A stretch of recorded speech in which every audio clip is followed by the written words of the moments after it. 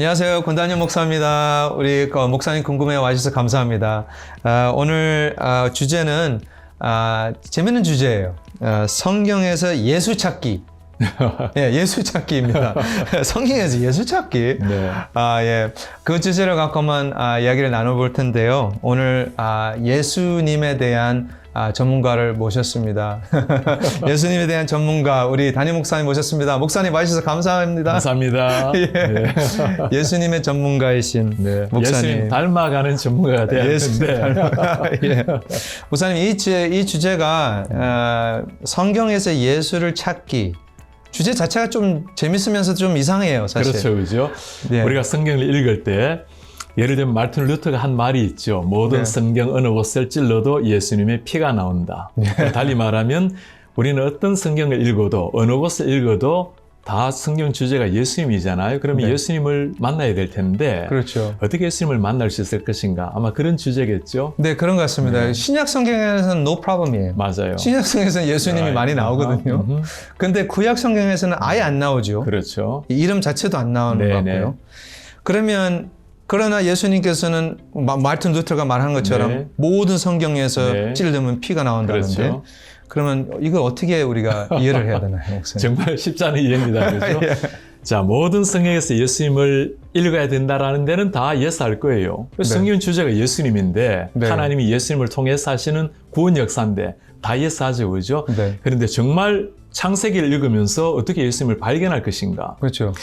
제가 이전에 중국에서 사역을 할 때 가르친 한 아이가 청소년이 있었는데 이 친구가 중학생이었어요. 북한에서 건너온 아이인데 얼마나 성경을 많이 읽었는지 신약은 거의 암송을 다 했고 구약도 상당 부분 암송을 했어요. 그러니까 하루 종일 밥 먹고 성경을 암송을 하는 거예요.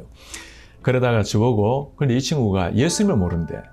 성사님이 목사님 이 친구한테 예수님 좀 가르쳐 달라고 그래서 제가 창세기를 펼쳐놓고 1장부터 뭐 성경을 너무 잘 아니까 그러다 3장에 가서 여인의 아들로 말미암아 나오는 15절. 네, 그 3장 15절 말씀 하나님이 뱀과 여인 원수가 되게 하시고 여인의 아들은 뱀의 아들의 머리를 짓밟으리라 이 말씀을 가지고 이 말씀을 이해하고 있냐라고 물었어요. 제가 여기서 말하는 이 여인의 아들은 누구일까라고 했더니 예수님이죠라고 얘기해. 제가 깜짝 놀래가지고 야, 너 예수님을 믿지도 않는데 어떻게 예수님을 아냐 했더니 성경을 계속 읽다 보니까 성경의 스토리가 이해가 되니까 이때 나온 여인의 후손이 저 신약의 예수님이라는 걸 자기도 모르게 알게 됐다는 거예요. 와우. 그럼 너 예수님 믿냐니까 그건 아니래. 그래서 믿지 않은 사람도 심지어 성경을 읽다 보면 구약에서 예수님을 발견할 수 있죠. 그죠? 네. 자, 그럼 어떻게 발견할 것인가는 굉장히 좀 쉽지 않은 질문인데 네. 발견해야 된다라는 게 있죠. 오케이.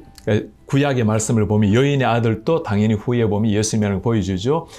창세기 12장에 아브라함을 이야기할 때 내가 내게 복의 근원이 되게 하리라. 복이 되게 하리라. 사실 아브라함이 완전한 복의 근원은 아니죠. 우리가 찬송도 복의 근원 강림하사 할 때 아브라함이 아니고 예수님이잖아요. 그래서 창세기를 읽더라도 많은 곳에 사실 예수님의 스토리가 숨겨져 있고 크게 볼 때는 창세기가 타락한 인류의 스토리 그 인류를 구원하시는 하나님의 스토리잖아요. 그 모든 스토리를 통해서 누구까지 스토리가 전달이 되겠습니까? 그 예수님 오실 때까지죠. 그죠? 예. 그런 눈으로 성경을 읽으면 조금 더 예수님 찾기가 쉬워질 것 같아요. 목사님, 왜 우리가 예수님을 구약 성경에서 찾고 있습니까? 아주 심플하게 말하면 신약도 구약도 또 신약 시대든 구약 시대든 예수님 이외에는 구원을 줄 다른 이름이 없죠. I see. 네. 근데 하나님이 구약 성경에서는 무서운 하나님이시고 그렇죠. 신약 성경에서는 사랑의 하나님이신데요. 너무 다르거든요. 사람들이 그걸 가지고 그래서 구약은 하나님의 말씀이 아니고 신약의 예수님은 하나님의 말씀이다. 실제로 예전에 마르시온이라는 사람이 있었는데 그 사람은 구약을 이제 거부하는 거예요. 이 구약의 하나님과 신약의 하나님이 다르다는 거죠. 그게 아닙니다. 그죠?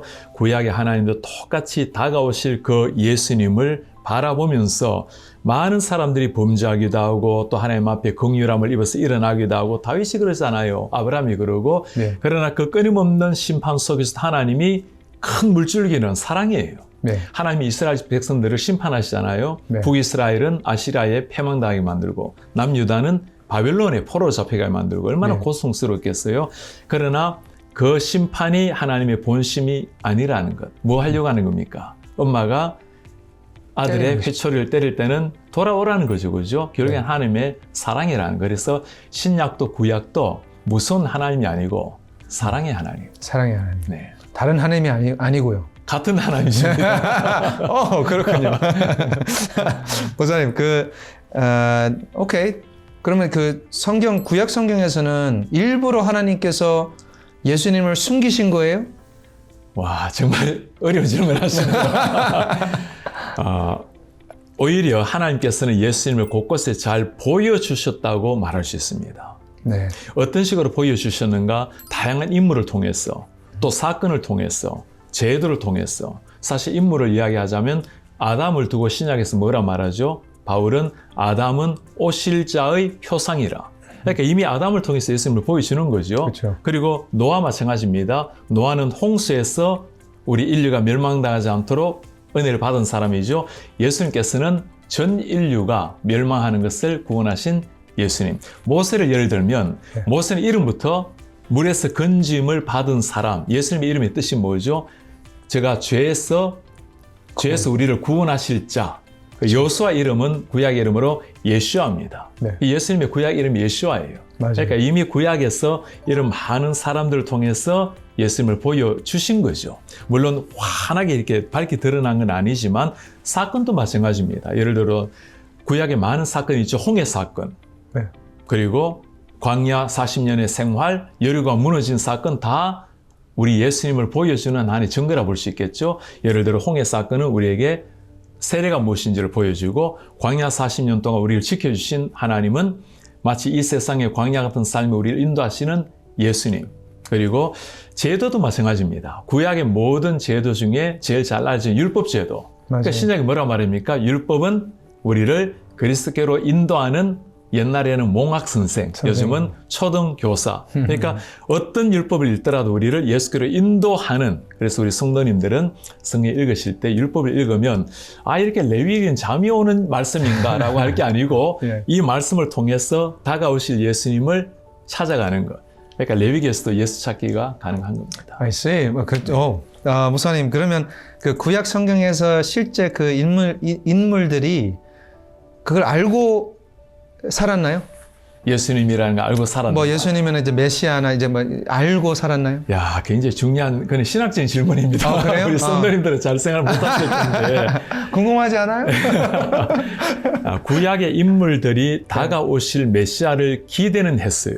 네. 왜냐하면 모세도 자기가 메시아가 아니라는 걸 알았잖아요. 네. 사람들은 다윗이 아마 하나님이 약속하신 메시아가 아닐까라고 생각했을 겁니다. 네. 많은 성경에 뛰어난 인물들을 두고 저분이 우리를 구원할 메시아가 아닌가라고 생각했을 텐데 자기들은 알았죠. 내가 아니라는 것, 언젠가 오실 메시아가 온다라는 것.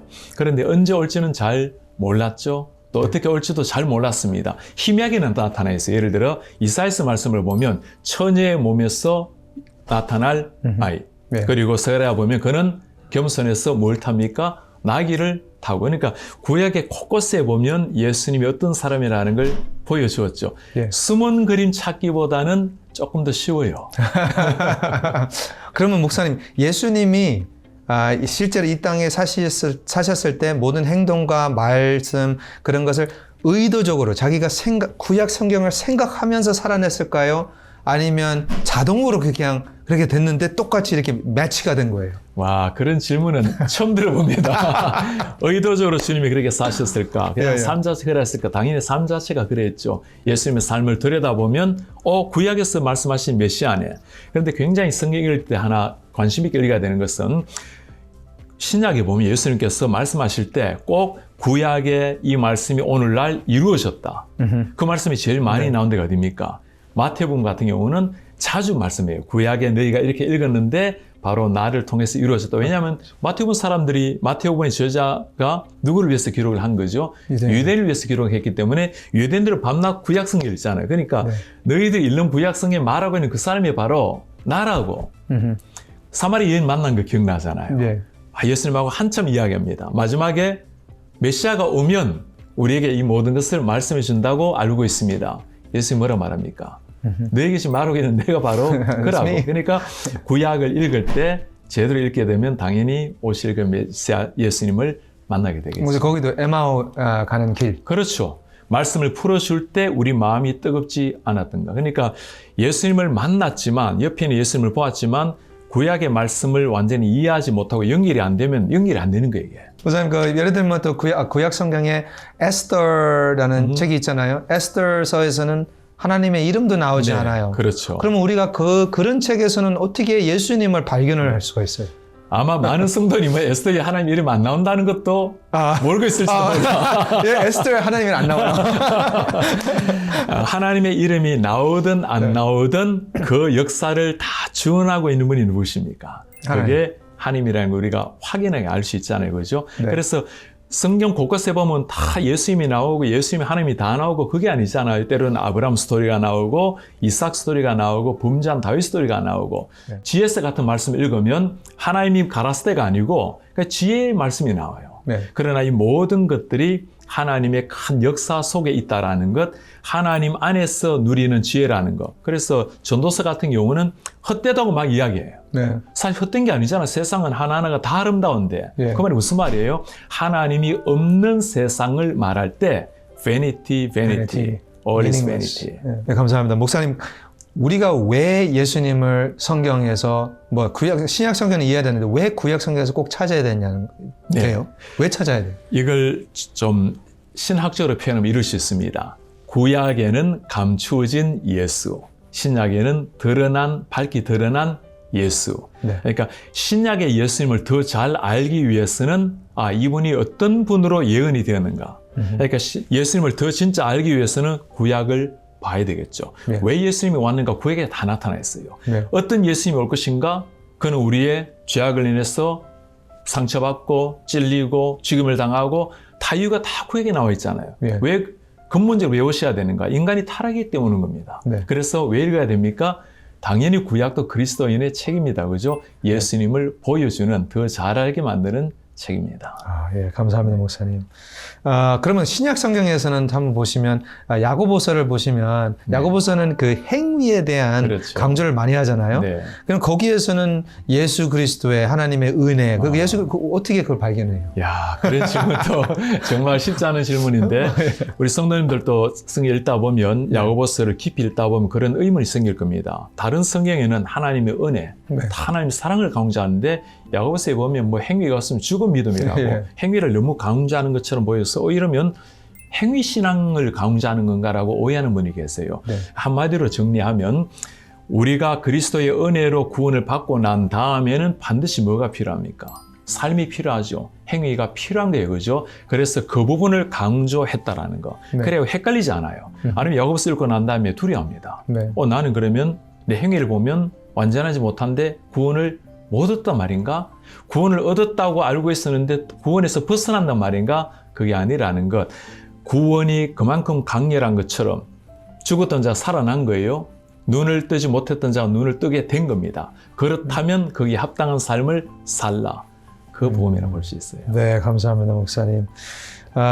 목사님 이제 주일마다 설교를 하시잖아요. 네. 말씀을 갖고 설교하시는데 목사님은 그리스도 중심 또 예수 그리스도를 항상 나타내시나요? 설교를 통해서? 제가 모든 설교에서 예수님을 반드시 드러내시는 분을 알고 있습니다. 그분이 마르틴 루터였고 네. 사도 바울이었고 네. 그다음 우리 군단열 목사님이에요. 목사님 설교는 보면 언제나 예수 그리스도가 잘 마지막에 네. 꼭 잘 연결을 하시는데 네. 저도 당연히 말씀을 접할 때마다 예수님을 잘 드러내려고 노력을 하고 때로는 말씀 자체가 예수님을 보여줄 때가 있습니다. 네. 정확하게 보여주지 않을 때는 적용적으로라도 예수님과 연결해서 할 수만 있다면 예수님을 잘 드러내려고 노력을 하고 삼일체 하나님이 모두가 드러나는 게 사실 제일 좋죠. 그렇죠? 그렇죠. 예, 목사님. 어떨 때는 너무 또 오버하게, 그러니까 too much 네. 나아갈 때도 있죠. 그렇죠. 구약 성경 읽으면서 이거 예수님을 다 연결하려고 하면 실수할 수도 있죠. 맞습니다. 그런 실수 일어날 수 있는데 조금 이걸 극단적으로 표현을 하자면 우리가 성경을 다 잘 이해하는 건 아니잖아요. 때로 어려운 본문이 나오고 해석하기 어려울 때도 있는데 또 예수님 찾기가 어려울 때도 있어요. 그렇죠. 그러나 조금 부족하게 이해한다 하더라도 때로는 해석이 온전하지 못하다 하더라도 예수님이 있는 해석이 다른 것보다는 100배 더 낫습니다. 감사합니다, 목사님. 네, 오늘 우리가 잠깐 성경에서 예수를 찾기, 예수 찾기를 해봤는데요. 진짜 중요한 이야기를 들었습니다. 네. 구약 성경에서도 예수 그리스도가 나타난다. 네, 네. 제가 오늘 성도님들에게 그 한마디를 꼭 남기고 싶습니다. 성경을 읽을 때 어떻게 하면 내가 예수님을 더 잘 찾을 수 있을까? 숨은 보물도 감각 있는 사람 더 잘 찾아요. 네. 어떻게 찾을까 했을 때 우리가 신학 공부를 하는 것도 아니고 뭐 맨날 주석을 읽는 것도 아니잖아요. 제일 좋은 방법 중에 하나는 예수님을 정말 사랑하는 겁니다. 네. 그분을 그분을 사랑하게 되면 아무리 군중 속에 있어도 자기 아이는 쉽게 찾잖아요. 그렇죠? 맞아요. 소리만 들어도 찾잖아요.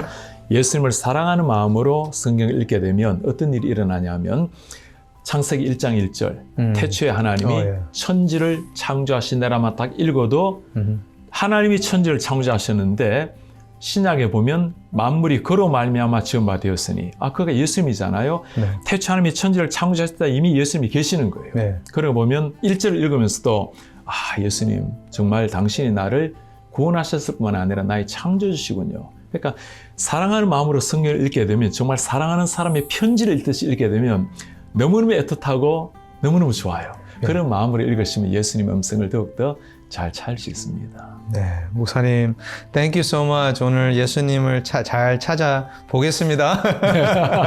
저도 그러겠습니다. 네, 목사님 감사합니다. 감사합니다.